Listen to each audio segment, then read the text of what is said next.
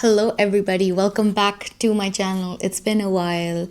How is everyone doing? I have had a February. It's been a very long February, but also a very, very short one because for the last 2 weeks of February, I was on a trip. I was on a vacation.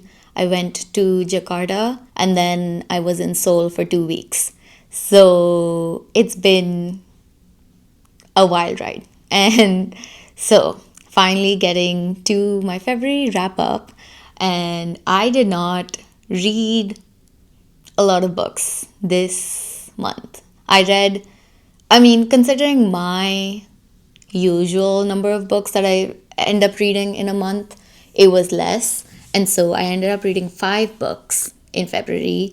And yeah, I think I was already kind of in a slump in the beginning, like before I left on my trip. And then during my trip, I was just too busy doing things that I didn't have much time to read. And I also, I took 2 physical books with me, hoping that I would read them there. And I didn't open them or take them out of my suitcase even once. And I did take my iPad for, Kindle and Libby.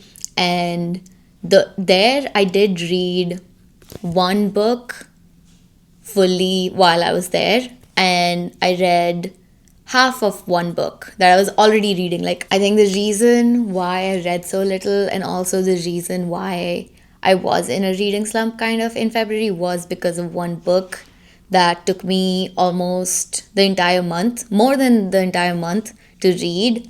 And that is why I read so little. And I won't even be talking about that in this wrap up because I finished that book in March. I finished it yesterday. So yeah, anyways, that book is Rani Chaudhary Must Die. I will talk about it in my March wrap up, and I will also be talking about it with my friend Gitanshi on our podcast because that was our podcast book club's first book for the month of January, February, and March. And so I will link that below once it's out so you guys can check it out to hear what I thought about it, what Gitanshi thought about it. And yeah, if you've read it, let me know what you thought of it. I have a lot of thoughts about it because I just finished it yesterday. And so yeah, it's very fresh in my mind right now, but we'll talk about it in the March wrap up. So stay tuned for that. But anyways, other than that, I read 5 books in February, like I said. And so let's get started. I will give you guys some stats about my reading month, and then we'll get to all the books and we'll talk about all the books that I read. So, statistics. I read, like I said, 5 books in February. Total number of pages was 2090 pages. My top 3 moods were emotional, funny, and dark. And then I read more medium-paced books than fast-paced books. I did not read slow books. 60% of my books were between 300 to 499 pages, and the rest of the 40% was less than 300 pages. All books that I read were fiction. And then my top 2 genres were LGBTQ and contemporary, and the rest were all like one book. And then mostly print books, not some were digital, but most of them were print books. And then my average rating, I rated only 4 books. I can't even, this month was so long and here and there and everywhere that I don't even remember which 5 books I'm about to talk about because I remember the 5th book, the last book that I read, but I don't remember, I remember 2 books actually. I remember the first book that I read this month, and then I remember the last book I read this month. So the rest 3 is gonna be oh my god, that was this month? Anyways, so I rated 4 of the books and the average rating was 4.56, which is insane. So I guess all the 5 books that I read this month was pretty good because I rated 4-star, 4.25 star, and the rest were 5 stars. So, and then this is what my reading looked like. As you can see, the last, literally since the 14th, it was all very downhill because that is the day I flew out on my trip. So, anyways, let's finally get to the books, and I will be surprised. Oh, okay. Now I remember. So, anyways, the first book that I read in February was Sunshine Court, which is the fourth book in the All for the Gain series by Nora Sakavic. This book, if you don't know me or don't know this series, then yeah, I don't even know how to explain it. But I read the first three books in this series, which was like technically a trilogy because the main characters in that series was different than the one in this book. And so the first three books I read in June, I think, last year. And then because the series just started, like those three books were written 10 years ago or something. And then this book, Sunshine Court, came out sometime last year. And then the second book just came out. And so because I knew the second book was coming out at the end of February, I was like, okay, it's time. I need to finally read this and know what everyone's been talking about. And like also because I have been having a rough time trying to avoid spoilers for this series, so I was like, okay, it's time to do it. I know the third book has no release date yet, but like we'll suffer together, so it's fine.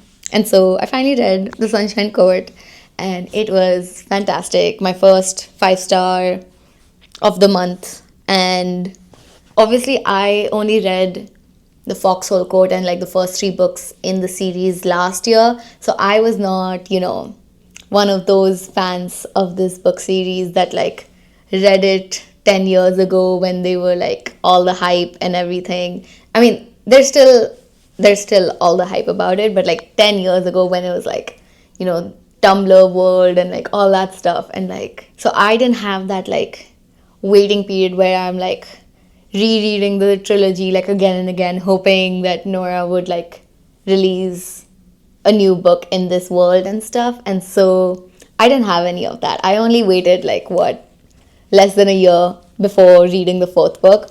And so it was still insane to me. Like just the fact that like she's written this 10 years later after the first three books and has managed to keep the essence of the story, of the world, of the characters the same. And like, yeah, this book was 347 pages, and if it had been like 1,000 more, I would have still gladly just been along for the ride. Like, I loved it. I read it in one sitting. And like these days I've been, not these days, but like before I left for my trip, I was really like good about like sleeping on time. I was like managing my like sleep and everything so well. And this book broke all of that because I ended up staying up till like 4 or 5 in the morning because I could not stop reading it. And so that should tell you how much I love this book. And yeah, it's just so freaking good. But also the fact that it was set in USC, which is where I went for undergrad, and like just reading your favorite book which happens to be set in your university, and like seeing like the street names and like the name of the fitness center, and like knowing what it looks like and being able to imagine it even better because you know what location they're talking about. You know it visually, like the setting of the place and everything. So like I was even more immersed in this book because of that. And so yeah, just I loved it. This book was so freaking good. And yeah, also I did read The Golden Raven. I also finished that yesterday. I read that in 2 sittings. One was on my flight back. I read half the book on my flight back home, and then read the second half the next day, which was yesterday. And so yeah, we will talk about that in the March wrap up. But yeah, this book series. So yeah, that's all I'll say.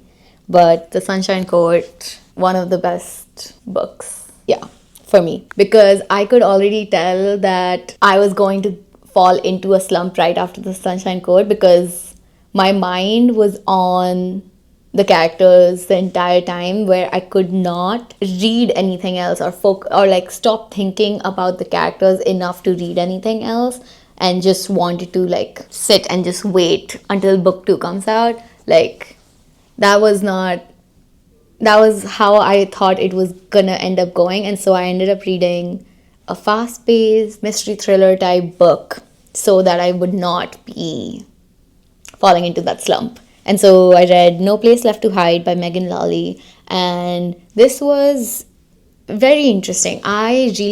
So it started off slow, and it started like the thing I wanted, which was the thriller, the fast pace, thing to get me out of the slump that I would very much be falling into. Like that only started around like 35-40% into the book. Before that is all set up and like all these, things that were like kind of slow. And so, but I'm glad I kept going and gave it a chance, because as soon as it reached like the 35-40% mark, like it just took off. And like we finally got to the main crux of the book, which was like the whole night and like the car situation and like all of that. And so I really enjoyed it after that point, and that's why I gave it a high rating. It was 4.25. And yeah, like the ending and like how it twists and turns towards the end was pretty interesting, because I like the way it was written, like the ending. So yeah, not to spoil anything, because it is a mystery thriller book. So yeah, it had a fun twist that I enjoyed towards the end. And yeah, I overall enjoyed it. It did give me the fast-paced thriller vibes that I needed. Just came a little late for me. And yeah, it was, even when like things hadn't started, like the first 30%, like it was still like fast-paced. Like it was still like I was getting through it quick. So yeah, I still enjoyed that part, even though I wish we had gotten to the main event of the book sooner. So yeah. And then I read a romance. I was like, if you've been watching my other videos, then you'll know this, but I've been having a tough time reading romance books for some reason. And it's been going on for like almost a year now. Like I have not been enjoying romance books, and I'm someone who used to love romance. Most of the books I would read in a month would be all romance, and right now it's like I had to like be like, okay, I can do this. Like it's February, it's Valentine's month or whatever. Let me read a romance and see how it goes. And I picked a good one. I picked a novel love story by Ashley Poston, and it was good. Like I said, like I'm having trouble reading romance, like picking them up. But once I was in this, I enjoyed it. And like even last year when I was still like struggling even more with romance, like I read The Dead Romantics by this author and I enjoyed it. So like yeah, there's like a little bit of not a magic realism aspect, fantasy aspect in her romances. Like at least these two, the ones that I've read, both had that. And I think that is what's making me enjoy them more than the romance itself. And this had like some like cheesy, corny stuff that I was like, pause.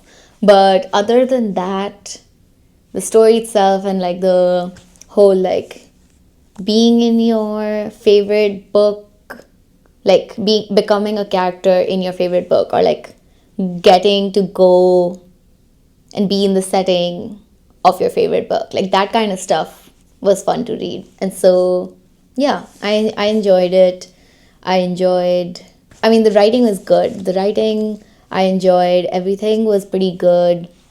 But yeah, there was like some cheesy, corny stuff that I was just like, okay, not my thing, but okay. Yeah. So that was the third book I read, a novel love story by Ashley Poston. The fourth book I read was the other 5-star of this month, and I just realized that I did not rate my fifth book, which is why it only had 4 ratings, but this was also a 5-star. So I had 3 5-stars this month. Anyways, so the fourth book that I read in February was My Grandmother Asked Me to Tell You She's Sorry by Fredrik Backman. Fredrik Backman's one of my goals for this year is to read his entire backlist, because I read Anxious People for the first time in 2020, first and last time. I haven't reread it, but I read it in 2020 or 2021, and I absolutely loved it. I It was one of my favorite books that year, and I am obsessed with it still.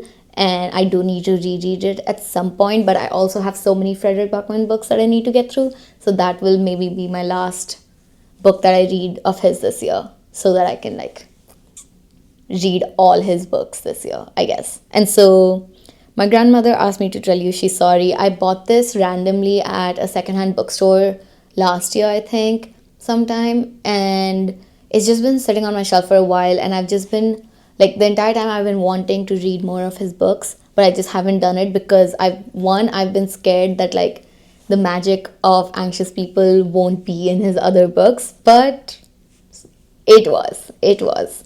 Let me spoil the surprise for you. Definitely, I think that is in all his books. Like that, I don't know, it's just his writing or something about it. Like, it's just so good. And like, I do need to read Bear Town in that series as well, which is why I was like, am I emotionally ready for that? Because everybody says those books destroyed them.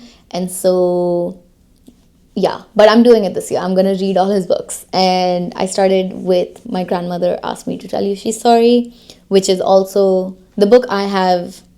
The name is different. It says, My grandmother asked me to send her regards, and apologizes, or something like that.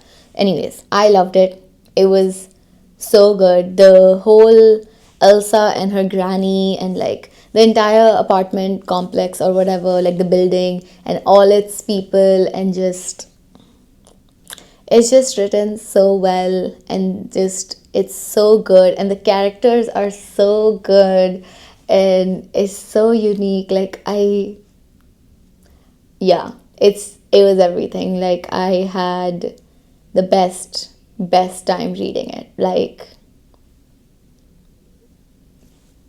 yeah, it was emotional, it was funny, it was heartwarming and comforting, and like just everything. It was fantastic, and I highly recommend it because yeah. Anyways, while reading this though, I also realized that there is an order to his books, which I didn't know, but I'm glad I read this because this kind of happens to be the first one after A Man Called Ove, but that character I don't think is in the rest of these books. But in this book, in My Grandmother Asked Me to Tell You She's Sorry, there is Brit Marie, and the next book I think in his reading order is Brit Marie Was Here, which I also have. And that's one of the books I took with me on my trip and didn't end up reading, but I am planning on reading it soon because I need to experience and feel the way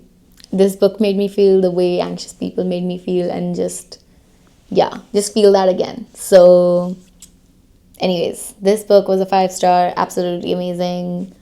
Just literally from the first chapter itself, I was like, this is going to be a 5-star. I even said this on my broadcast channel on Instagram. I was like, I think this is going to be a 5-star. And I was right. The entire time I was just having such a good time reading it. It was so good. So, yeah. Anyways, the last book that I read in February was The 3 Lives of Cate K by Kate Fagan. And this was my book club book for Fable, and I read this in like 3-4 sittings, but that was only because I had to stop because I was on a trip. Like, I read this on a train, like I think I read it twice on train rides, one on the way to Busan and one on the way back. And then the rest was all like 2 times that I went to cafes. I was like, I just need to sit and read this because I can't stop thinking about it. And yeah, this one was also like, it was very interesting because according to the cover that I saw, it seemed like it would be mystery thriller vibes, but it was not. Like, I thought it would be mystery thriller vibes. I thought, like, the name and then the cover with the rear view mirror and like the 3 different eyes, I was like, mystery thriller. And then I started reading it, and it was not. It was contemporary. it was about the three lives of Kate K, and it was about, contemporary fiction, relationships, friendships, and just, yeah. I also did not know when I picked this book, when like we picked it in our book club, and when I started it, I had no idea this was going to be queer, but it was, which was a very pleasant surprise for me. And yeah, I really enjoyed it. I thought, like, once I realized it wasn't mystery thriller, I was like, I don't know if I want to I'm in the mood for this, because I was not in the mood for contemporary fiction in the moment. But then it was so fast paced and it was so, like, intriguing. Like, I was so curious about what was going on and what had happened and what, how the main character led to becoming the people she became to Kate K, I guess. That, like, I was just along for the ride and I was just having fun, I guess, like, reading it. And so, yeah, like, I was curious and it was fast paced, so I was just like flying through it kind of. And I get motion sickness very easily, and I was still like, it does not matter. I just need to keep reading it. And so I kept reading it on the train to Busan and the train back to Seoul. And yeah, it was fun. It was good. And I'm glad, because this book had not been on my radar, or I hadn't heard of it at all. And then somebody recommended it for the book club, and I was like, and then we ended up picking it. So yeah, glad we ended up reading this. And so, yeah, very, very good reading month in terms of quality of books and quantity. Like, 5 books is pretty good too. And like, I already knew kind of that this year was going to be less reading because of all the things that I've planned this year. But like, also, everybody I've spoken to who's also a reader, and also like either is a reader in general or is also a reader and on Bookstagram and stuff, like, has been telling me that they've been reading much less this year than usual. And it's like the case with everybody, and I don't know why that is, but I'm hoping March will be different, because today is 5th March and I have already finished 2 books and I have started my third. So I'm hopeful that it'll be a good reading month this March, in quality but also in quantity. So fingers crossed, we will see. But I have many, many books that I'm excited to read this month. I have so many hauls from Libby and so many books, so many arcs that I've gotten for this year's releases that I need to get to ASAP. And so hopefully this March will be good as well. But that is all for this video. Let me know what your favorite book of February was. I think I can't decide because I had 3 5-star reads, but I think mostly it's probably My Grandmother Asked Me to Tell You She's Sorry, but also Sunshine Court, because like those two were like insane, and like definitely ones that I'm gonna think about for like the rest of my life, pretty much. And so yeah, those are my favorites, I think. And yeah, but tell me what your favorite was, and tell me which books you're looking forward to reading in March in the comments below. I will see you guys next time. Bye.